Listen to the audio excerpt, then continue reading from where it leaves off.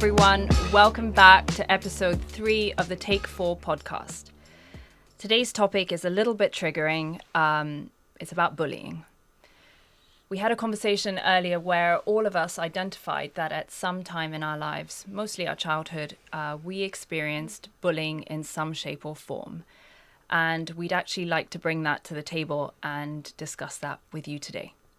So I'm going to bounce it back to you, Mark. And would you like to talk about your experience of bullying? Absolutely. Obviously, I went to a naval school, and it was quite weird because I was pretty much the only one from my area in that school. It was a pretty good school, and I was pretty much racially bullied. But obviously, I started doing boxing, got really good, and I took care of him. So, but like again, no, I did. I took care of him. I still tell my stories today. But like, no, I mean, I think what we were discussing before is just like, I think for guys, or at least guys back then, the outlet there was obviously, if you could focus in on boxing and self-defense and stuff like that, then you could at least protect yourself physically. It wasn't so much. It wasn't so much of a hurdle. Although, like, some horrible things. Again, the funny thing is, if you couldn't fight, horrible things happen. I saw some horrible things happen, and it wasn't just racial. Like, they had issues with people who came from different countries. They had different people who spoke differently. It was just anybody who just didn't fit in that kind of mold. But again, if you could fight, if you could beat people up, you're good. Could I ask you a question? Sorry. How did that bullying manifest? Like, what happened to you? Well, it was a weird one actually, because I didn't really have like a lot of friends. I only had like maybe 3 or 4 friends like in the entire school. I didn't really speak to anyone. So like there was that. So I guess in that respect, I was more of a target. When I started, it's actually quite weird. I always had this kind of thing, this kind of switch in me. Like, I was very, very calm as a kid. I've always been very, very like calm and collected until someone kind of gets in my pushed face. All the buttons, yeah. And then after that, it would be like, my parents would be called in. I'd be like excluded or internally excluded. Yeah. And my mum always used to have this opening line. Like, she was always like, look, I'm not saying that my son's guilty of whatever you claim he did. Yeah. What I am saying is something happened before. Like, something was done before, because this, like, you could put this boy in a room. He won't talk to nobody. He will just sit there and just nod and do what he has to do. He's very, very okay at just being independent and just doing things for himself. If people come in and mess him around, then that sort of stuff happens. So, how did that shape you? How has that shaped your future? Well, it just made me it's made me less fearful, especially of other people, especially of conflict, because I saw what happened to boys in particular who then grow up to be men who run from conflict. And the consequences for that are often quite dire. Like, I figured out very, very quickly that if they can see that you don't want to fight, you are more likely going to get hit first. It's honestly, it's as crazy as that sounds, that's just the psychology. Yep. You have to be, for me, I was just like, you have to be okay with really what happens next. Yep. And if you have that kind of mentality, it's not even that like you're bulletproof or anything like that, but they tend to think more before they decide to do what they do, for sure. Yep. Whether they follow through with it is like another thing. Yep. But they definitely think... Energy's real. They definitely think, I don't really know. I really got to think about this before I take this. Yeah. Like, for example, in the ape. Yeah. When you look in Africa, the people that give you tours and look at the ape, the ones that are carrying the guns, when the ape looks at you, you got to look down. Yeah. Energy's real. If you actually project, that strong, I'm not going to play type energy, people pick up on it very quickly. Yeah. What about you, Ramon? Me, I'm more of a storyteller. So I'll just paint a picture, and I hope you guys get it. So I had a bully, no names. I don't want to give names. I dealt with the problem. But he bullied me from 5 years old all the way till middle school. So you're talking about 12 years old, 5 to 12. Wow. And I'm talking about consistent bullying. And, you hear about this whole racism, right? Normally it's the whites to the blacks. Yeah. And mine was being mixed race. I mean, I got the world in me. Yeah. But I was being racially, whatever you want to call it, by a brother. Yeah. And he didn't like me because most of my boys, being mixed race, we would take the black girls. Okay. And he didn't like that. Oh, okay. And he would always come after me. One day I got to a point, this was years down the line. Okay, so I'm fast forwarding it. And one day I'm going to paint a picture. And this one, tune in. Okay. So I go to the bathroom. Ramon had enough. He transformed to the lion. And the lion, he seeks problems. He looks for the problem. You remember we just talked about Yeah. I went, okay, you know what? I'm going to go knock on your door. And I know what you're like when you. You know what I'm like. So I just made it. I'm the type of person where when I draw a line, like Yeah. I immediately from there, I can never move again. Like once I draw a line, that's it. I'm solid on that line. I hold my ground. Bushido style. You know when the samurai draws a line in the sand? You ain't crossing it. I made that line. So I walk up to the guy while he's peeing in the urinal, turn him around, hit him with a quick 3-piece. Mid-flow, bro. Turn around. You don't do that mid-flow. You broke the Mid-flow. cardinal rule. Mid-flow. Hit him with a 3-piece. Bang, bang, bang. Put him down. And then from that day forward, Yeah, you probably deserved it. never messed with me again. I mean, he's done horrific things. Slapped me in the back of the head with books. I'm walking up the hall. I'm in my locker. Oh, he deserved it then, bro. He's Forget done forget loads that. of stuff. Mid-flow, though. But You must have done something. the main thing that we can take from that is you don't have to be physical. You don't have to be like that. But you have to draw a line. Yeah. You actually have to be willing to take a beating. Yes. And that's actually that's actually the mindset. Yeah. It's actually, you know what? Yeah. I'm gonna take an ass whooping. Like, absolutely. It's that kind of mindset. And Yes. if you project that, then like those guys they are less inclined. Yes. If they see that you're fearful and that you're just gonna, then they then it becomes it actually gets worse. Yeah. Absolutely. But how has that shaped you? You boys are having a bit too much fun with Yeah. with how you we're dealt gonna with throw it. it over. But in a bigger picture. Well, like, this is how the male that- yeah. perspective, so Yeah. it needs to Yes. be, and you guys will have the female perspective. Yeah. So Yeah. this is our truth, and, Yeah. and we can't. I'm unapologetic. Yeah. Like, this is my truth, my story, and this is the male perspective. I look forward to hearing you guys' perspective. But what was your question? How has that sort of shaped that experience that you had as a child? How It has shaped that me to a position where I knew that I could be dangerous, Yeah. but I also can be kind. Yeah. Yeah. And if I'm pushed to a limit, I'm okay to be dangerous when I need to be. And you have to have that. I think, you have to have that duality. I think Yeah. as a dude, it's like It's necessary. I think it's necessary. I think people have to know. It's that term of mutual assured violence. Yeah. People have to know that you're capable of it, but at the same time, you need to be in control of it. So Yeah. again, like stuff like boxing, our coaches, cornermen, they are very, very, like I call them, to be honest, I call them life gurus. Yeah. Having those kind of people that are men are quite pivotal to your development in terms of harnessing that and controlling that. Yeah. Otherwise, you just turn into them. You turn Yeah. into like an unhinged kind of mad dude that Of just course. seeks chaos. Yeah. You shouldn't be seeking chaos. But if it sometimes, I think in this society there's this whole kind of conception that like trouble can't find you. Yeah, well- which I just don't think exists. I'd I rather think it's be- quite dangerous actually. There are some people Yeah. there are some situations that you cannot unfortunately run from. You need to be equipped to deal with them. And some- when that happens, I'd rather be a warrior yeah. in a garden than a gardener in a war. Yep. Let's move this Facts. along.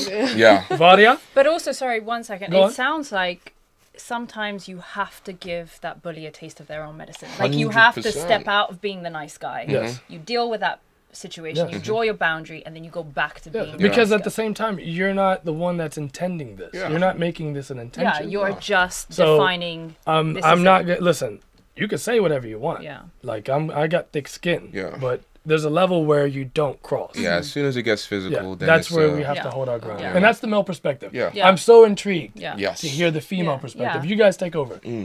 All right. Well, I'll keep it brief. For women it's slightly different. Like unless you go down the physical route, which I never really had to experience. Like nobody put their hands on me, Okay. but it was more like a mental warfare.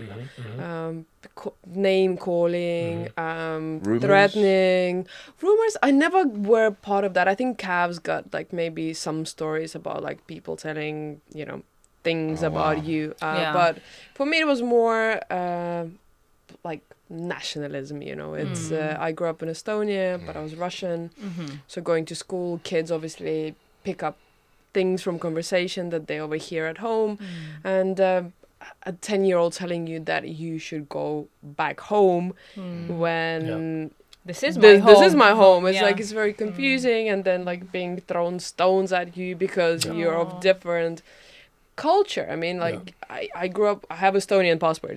Like technically I am Estonian, but because my home culture was different, kids then pick up on that and they try and find something different about you. And interesting, it wasn't that kind of instilled. It leads to Gav's next question, probably, like how has it affected you? So for me, I never felt like I belonged.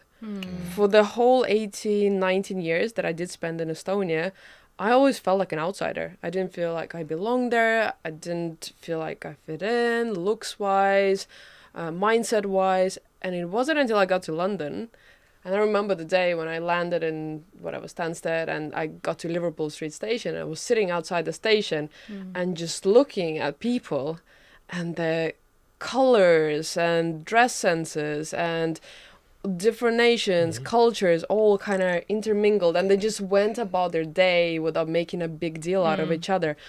And I was like, I'm home. I I'm like home. this. Yeah, I'm home. yeah. I'm gonna fit in here Yeah. because London I'll is home. I'll find my tribe. There's plenty of people to Yeah. connect Mixed with. Yeah. Yeah.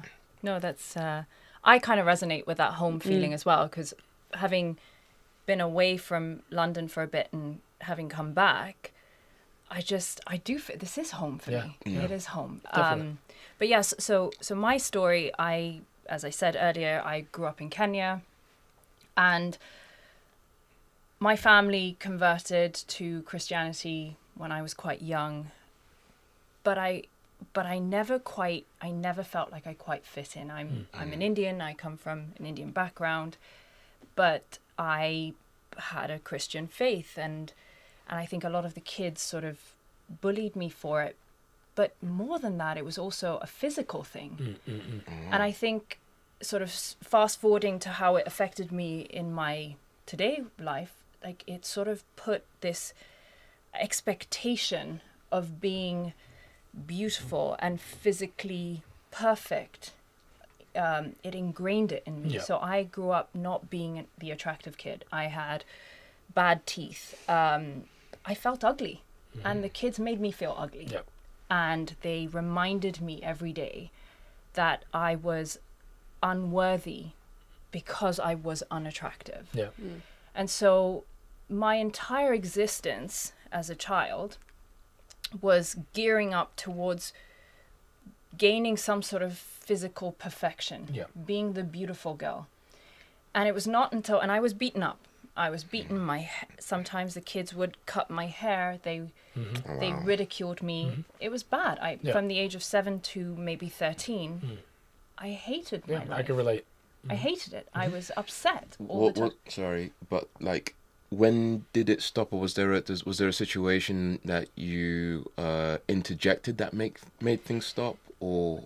You know what? I let them do whatever they needed to, because It's interesting because I feel like it's very unlikely for girls to, like stand up for themselves and make a radical change or, like draw that boundary and, nobody ever comes near you. It's like, it's very different. You kind of, you either grow out of it or you grow out of that age and you move on and then you... And why do you think that is? Because I don't like to be like gender specific in terms of men have it, like, because I'm sure there's men out there. But we're not physical. Yeah. As, Yeah. We're not But physically No, charged. but I'd like to challenge you because I know Yeah. some sisters that are physical.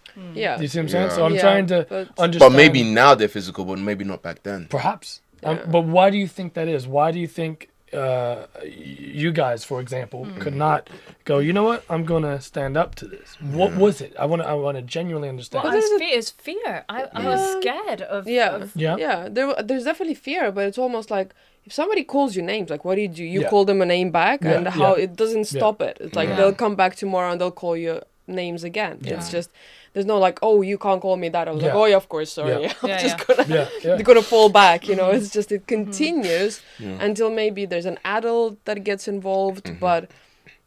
We didn't grow up. We didn't have like alliances with our parents, Okay, okay. especially like the way Where I you grew couldn't up. be open. No, no. Okay. Yeah. So it was more like you hid. Yeah, yeah, So yeah. you felt And I- alone. Yeah, you were yeah. you surviving. Yeah. Just Okay. getting, And I think I hid it for many, many years because it's almost like reinforcing that message of rejection to showing my parents, actually, I'm unworthy. Your child somehow is not good enough. Absolutely. Yeah. That they're being bullied at school. And I think, when I moved into secondary school, I don't know, hormones, my features fell into Yeah, you place. started to change. I started to You change. become a woman. And somehow all the same people that were mean are trying to be my friends. Of course. Yeah, I And- dealt with that as well. Yeah. And yeah. the boys that were not necessarily paying any And that's attention. a weird transition because technically you're still the same person, Of course. but the externals change. Your gaps start to close. yeah, you know, yeah. things start to change. Maybe your style change. You get a little hair. These things happen. They Yeah. do. And actually, weirdly enough, I think inside, I'm always going to be that kid that Yeah. likes cake. Yeah, That yeah, doesn't have any friends. Yeah. But actually, as things changed, I realized how fickle society Yeah. is. Oh my God, yeah. The same people that made my life miserable 100%. were the same people that were trying very hard to be your my friends. best friend because in Yeah, most but you know what they always say about bullies, like they're just kids that's suffering Yeah. Oh, yeah. from, Oh my from God. their own 100%. stuff. And, Yeah. yeah. And they're just taking it out on Yeah. on weaker Yep. Yeah. pupils. Yeah. But the most beautiful thing that happened is it made me I was the self-awareness started very early, and I was able to step back and look at people Yep. Yeah. for what they really were. Yeah. And how does that shape my future? Kindness. Like I will never allow Yeah. someone in my remit to be bullied. Yeah. Yeah. I'm always looking out for the Correct. one who's struggling a little Yeah. bit. Yeah, And that's the most beautiful thing. So I thank these Yeah. bullies You because passed the they, torch. Yeah. they shaped me in the most incredible way. So anyway, that's negative, but Yeah. it's changed us, and I can maybe speak for all of us to say Yeah. that it's really Well, for me, it was interesting because I feel like that kind of made me withdraw from like certain people that I felt like wouldn't accept me Yeah. for a long time. I found my tribe, but I would constantly stay in the back of Yeah. the room. Yeah. And I would always attract people, don't get me wrong, Yeah. but like I didn't have the confidence to Right. to take a step forward, put myself in the limelight because I always kind of was thinking that I'm not accepted, Yeah. still not accepted.